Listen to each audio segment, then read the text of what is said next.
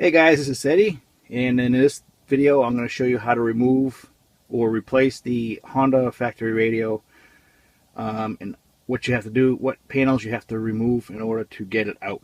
So first of all, we're going to start with this lower panel right down here, and there's a little push clip on each side. So we're going to take that off, and then on the driver's side, you got a screw here. You don't have to remove this panel here, but you do have to bend it out of the way. And then there's a clip up behind here that you have to pull out. So I'll get that bottom panel taken out first, and we'll go from there. On that bottom panel, there's these little push pins on either side that you just pull out. And then on the back side of the panel, there's these two little clips on either side. You just pull that panel forward towards you. Alright, so I removed the screw out of the lower panel on the driver's side. And then you got two screws at the bottom, one here and one there. And then you also have one up behind the glove box. You know, you have to, it's behind the glove box door, you open the glove box door, and it's right here. So remove those four. Okay, so I got the lower pocket here open. You get four screws. There's two on either side of the pocket you have to take out.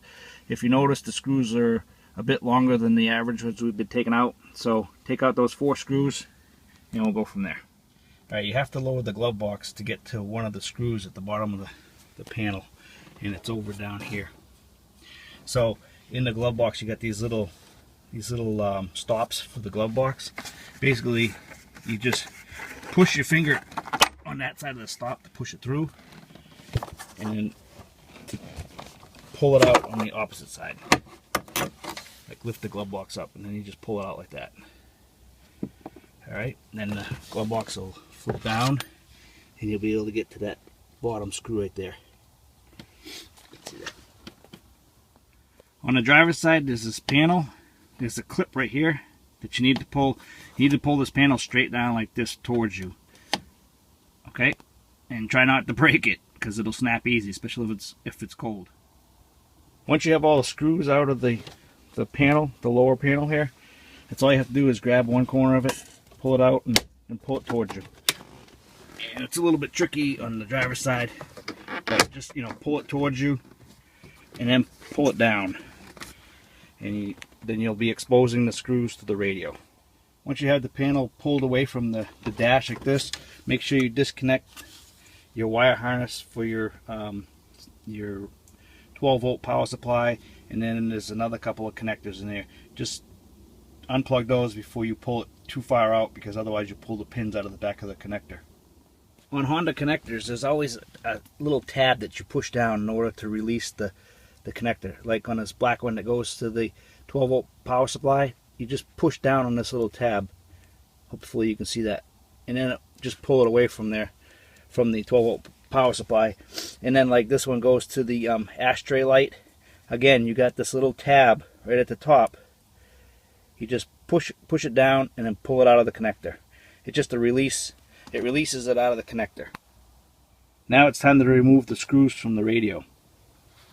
You got a screw on either side going through the side of the radio. The best way to remove those screws are with an 8mm socket, because they are pretty tight and you'll probably strip out the Phillips head tip in there. Once you have the screws out on the side, basically just reach up behind the radio and just push it out from behind. You gotta kind of wiggle a little bit and it'll pop out. And before you bring it out too far, there's some connectors at the bottom here that you need to disconnect from the HVAC system. Don't forget to disconnect those, because if you pull the pins out, you're screwed.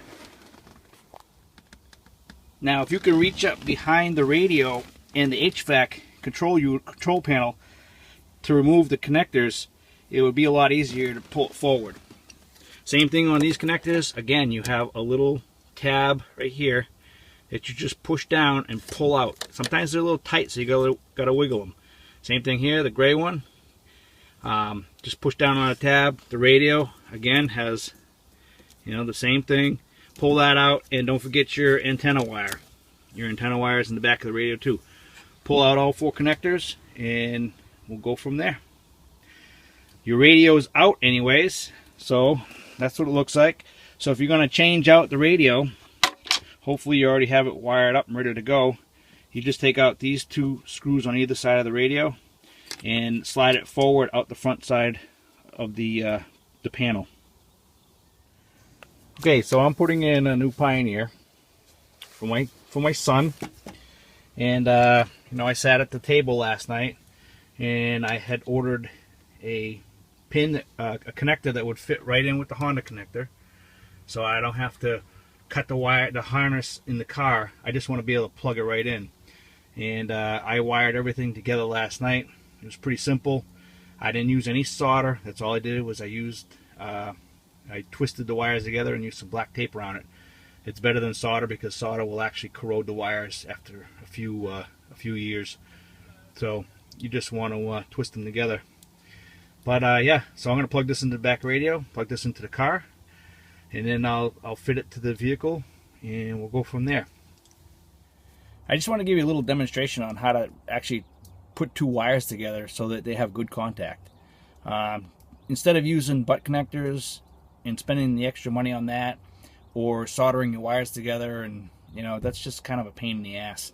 Basically, that's all you do is you take your 2 wires, you have the 2 ends that are pretty much the same size, you put them at a cross like that, and then you just twist them together like this. And then once they're twisted together and they're, you know, they make one line like that, you just lay it down on top of the wire harness and you wrap black tape around the connector. That's never going to come apart. You don't have to worry about it coming loose or anything. And that's the best way to wire in a radio. It's quick, it's easy, it's cheap, and that's the way I do it all the time, and I've never had a problem. So I hope that helps. Alright, so that's the way it should look after it's put all back together. I figured, you know, no need for me to go in the reverse order on how to put it all back together. But I hope this video helped. You got any questions, just leave them in the comment box, and you know, if I can answer them, I will. If not, then you're out of luck. But I should do alright answering any questions. Take care. Have a good one.